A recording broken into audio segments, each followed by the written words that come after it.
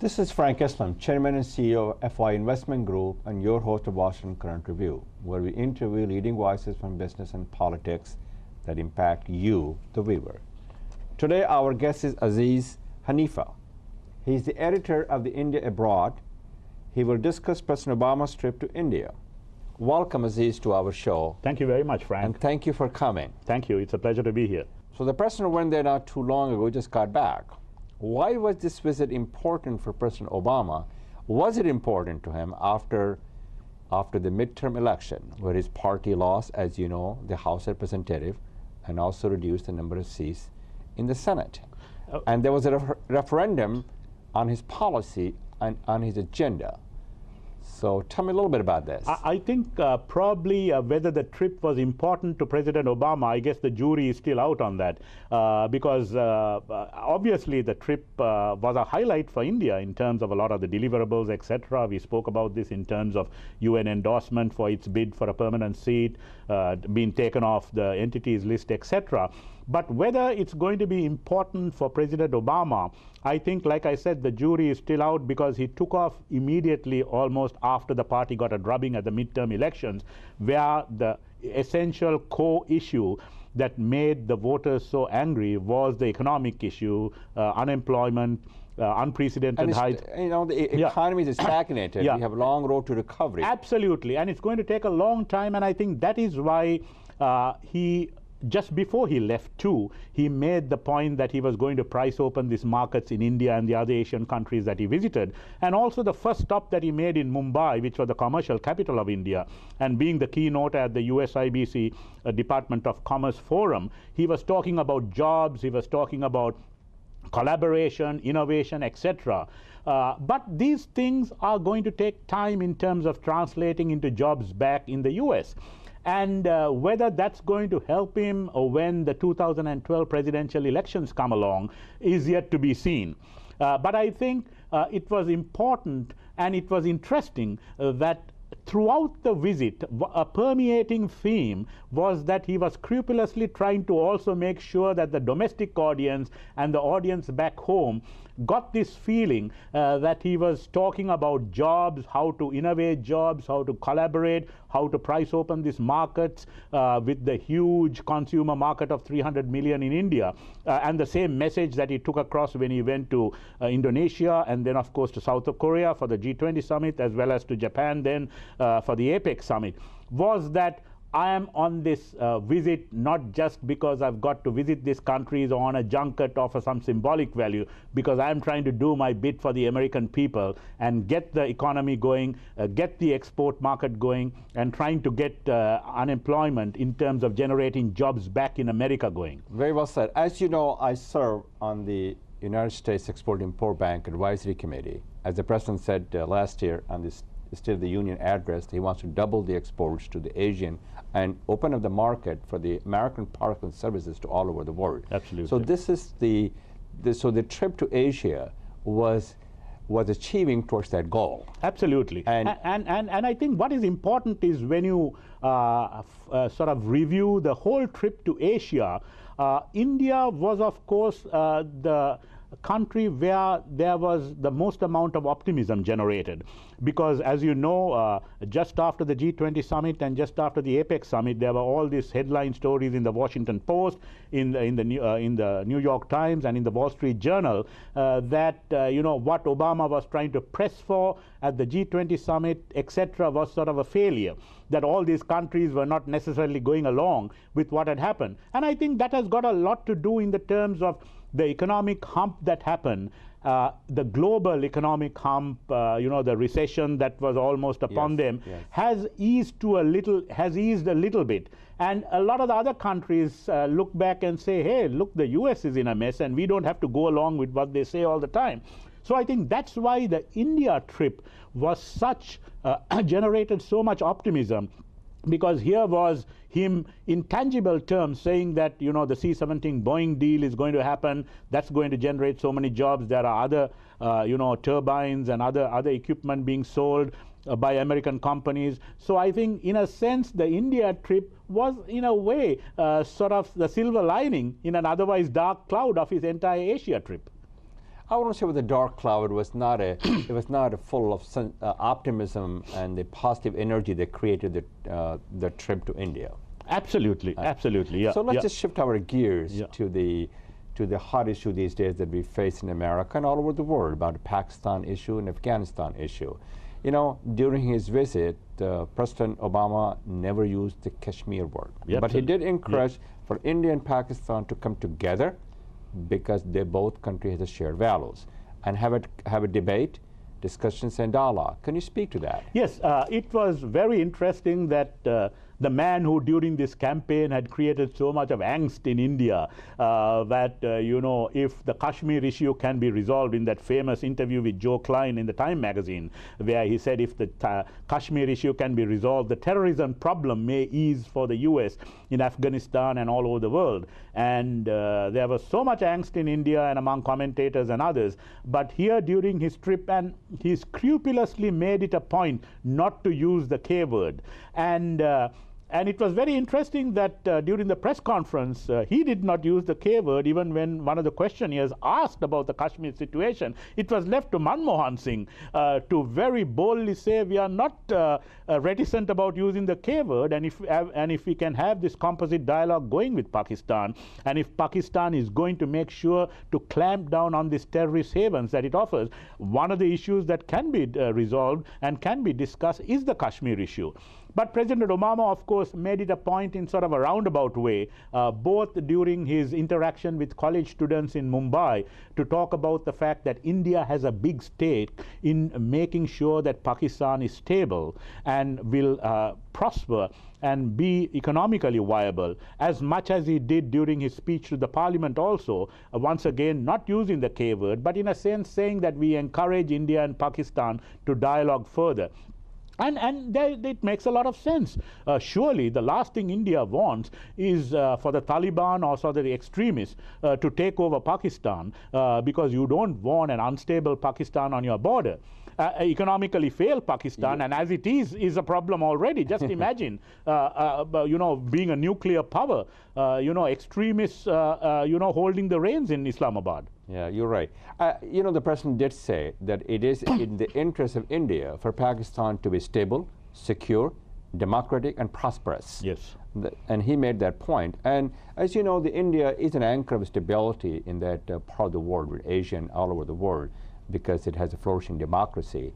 And encouraging Pakistan to do the same thing. And that was a great thing that he made. I think he said that in response to a question to a student in St. Xavier College in Mumbai. Am I correct? Absolutely, yeah. When this student got up and said, why is it that, you know, you don't declare Pakistan a terrorist state? And this was the answer he gave, that India has such a big stake in making sure that Pakistan is economically viable, is stable, etc. And which makes a lot of sense, you know. Like I said earlier, you know, you don't want an extremist, fundamentalist kind of Pakistan. What you want is a moderate Islamic state which can live in harmony with all its neighbors. No question. It has to flourish. Yes. Absolutely. And just imagine. Has to prosper economically. Absolutely. So we need a dialogue and development. Yes. And just imagine a flourishing Pakistan. What amount of trade can be done between India and Pakistan, which is going to uplift the South Asian community and the South Asian region as a whole.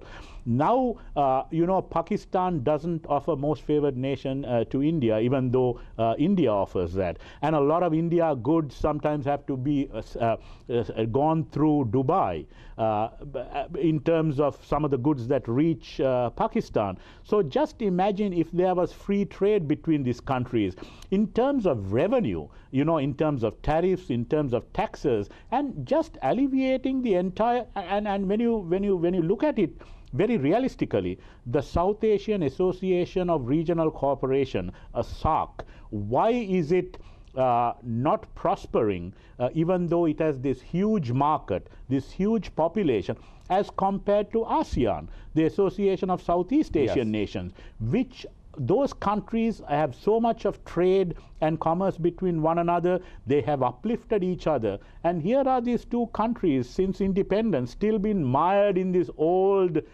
problems. And ultimately, the people are suffering, where there is no upliftment. their viability. And the tragedy is that these are educated, cultured people who, in a sense, are relatives and cousins to one another. Yes, no question. You have articulated it very well, why we need a debate, discussions, and dialogue, and a good relationship, and a stronger and secure and stable relationship between India and Pakistan. You have said it very well. Thank you. So, and I hope our audience would appreciate that. Let's just shift our gear to the China. There were editorials and reports in the New York Times and the Los Angeles Times and other newspaper here that the visit was also aimed at containing China. Is there any truth to this? Well, both countries strongly deny that this is sort of containment, that this whole alliance, the strategic partnership is sort of in terms of a containment of China. And the neocons, from the American Enterprise Institute and the neocons of old, they all want a strategic and a strong defense partnership and a military partnership with India, because they do want a containment of China. But I think both countries have strongly denied, and I remember even during the Bush administration having a chat with Condoleezza Rice, who was the Secretary of State, and she denied too at the time that the whole India-US strategic partnership had anything to do vis-a-vis containment of China. But I think there's a certain element of truth in it. And it's very interesting that there was a time when the Asian countries in the Far East and India too would like to keep away from this thing developing into something that could be perceived as a containment of China. But recently, China growing into be such a strong economic power, and not only an economic power, it has been flexing its muscle militarily too, yes. Like in the Japanese islands, like in the border areas of yes. India, showing a lot of assertiveness. So I think in some ways it is also to show that here is the Asian countries and others making sure that America is indeed involved in the region, that could act in some kind of buffer, either economically or as sort of a military guarantor in terms of a growing military assertive China. Very well. As you know, our relationship with China has been troubling and adversarial. Yeah. Excuse me, that's what I've said there. Yeah. And also our US-Sino in relationship also blossom in terms of the trade. Yeah. And look at the trade of and in India, trade with India is about only $19.7 billion. But there's a sharp contrast between India and China. India has a free market, free trade, free society, English speaking, and a flourishing democracy. While China has a oppressive regime, they manipulate their currency, they have improper trade balance, and the trade between United States and China is free but not fair. Absolutely. Would you agree with that? Absolutely. When you look at sort of the trade surplus that China has vis-a-vis the US, and this is the whole, going back to the whole argument of authoritarianism against democratic reforms. And I'd rather take the democracy, but I'm not here to criticize any way of the government. And also, this constant clamor and this constant theses and doctoral theses and arguments by commentators, etc., in terms of the whole China-India growth. Of course, let's face it, that China's reforms in terms of economy started way before India did. But then also, India being a democracy, all these things have to go through the parliament, it has to be debated, things have to be discussed. And in an authoritarian China, you just rule by fiat. You say this is what happens and this is what goes. And then, of course, American manufacturers and some companies would also say it's much easier to do business in China, because essentially they are looking for a bottom line to get things going, Absolutely So right. this is the constant debate that happens, in terms of an authoritarian regime vis-a-vis a democratic a parliamentary system, where things have to go through the people in terms of getting things done. And so it's a slow, laborious process sometimes. But I think in the long run, I guess it was, I may be wrong, I guess it was Winston Churchill who said, democracy is a slow, laborious thing, but that's better than what we have anywhere else, and that's the best you can get. Very well said. What's the latest status on the U.S.-India civilian nuclear deal? I believe it is not fully completed because of some controversy over India's nuclear liability law passed in the parliament. Can you Do you think this will jeopardize this deal? Well, this is what some people like, for instance, Nicholas Burns, who was under the Bush administration. Bush administration. As Undersecretary. Yes, he was the Undersecretary of State, and he was the chief U.S. negotiator of the U.S.-India civilian nuclear deal. And he recently at a forum came out very strongly and said that, the nuclear liability bill, which was passed by the Indian Parliament, which could jeopardize the deal because it doesn't give enough guarantees in terms of liabilities, etc. But one has got to understand that this whole debate and the debate over the liability bill came up when that sentence was passed where the Bhopal disaster was discussed, and once again it brought back all those memories, etc. And the Manmohan Singh government, it's not easy. It's a coalition government, but not anymore. But not only the coalition government, there are the opposition also, and there was the Bhopal thing hanging over like an albatross, which led to the fact that, a nuclear accident, will the people be compensated, etc. And then there was this discussion back and forth. But I think both countries feel that this is the centerpiece of the U.S.-India strategic relationship. And I think both countries, in a sense, are committed to make sure that this implementation of this deal does go through. And I think companies have been talking to their lawyers, but like I wrote in a column, the worst thing has happened because now, the diplomats have given the job to the lawyers, and lawyers have started discussing it. But I think that both countries are committed to resolving this, because India finds that, you got to have the energy, they need the energy for them to grow, and nuclear energy is an option, even though it's a small and marginal option, but any option is necessary for their market to grow. And on the other hand, the U.S. companies and U.S. business, which really went to bat lobbying for this deal with the U.S. Congress administration and even the nuclear suppliers group, feel that this has to be resolved. So I think that commitment is going to help in making sure that the deal is implemented. What about the outsourcing with a lot of controversy? Though, as the president said, India creates a U.S. job. India do not take away U.S. job. But my question to the audience and to everyone in the world is it our responsibility to create jobs in Bangalore, or is it our responsibility to create jobs in Buffalo? Absolutely. This is the argument that India has done. We can't help it if the, U.S. manufacturing base, the U.S. industrial base has resulted in some failure. But one thing that has not been sold enough, or one thing that American public doesn't know, because they all get caught up in the political expediency of things, and it's always a case of, jobs going overseas. They don't realize that there are so many companies that have invested in the U.S., have created jobs, almost 300,000 jobs in the U.S., and also saved a lot of companies that would have otherwise gone bankrupt and resulted in those jobs being thrown outside. But it's not easy because, then you got to have lobbyists in every state, saying that this thing has happened. But that there is a sort of reverse outsourcing that's going on. Agreed.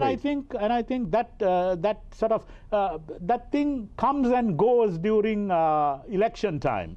And it becomes a huge issue during election time just for political expediency. But I think there is a realization of the reality here. Well, I think America can compete in the world market as long as the trade is free and fair. But we need to become globally competitive in the 21st century. So we need to create jobs here in America. Well, thank you very much for coming. I appreciated that very much. And this is our show. This is Frank Islam for FY Investment Group, wishing you a great week, and thank you for watching.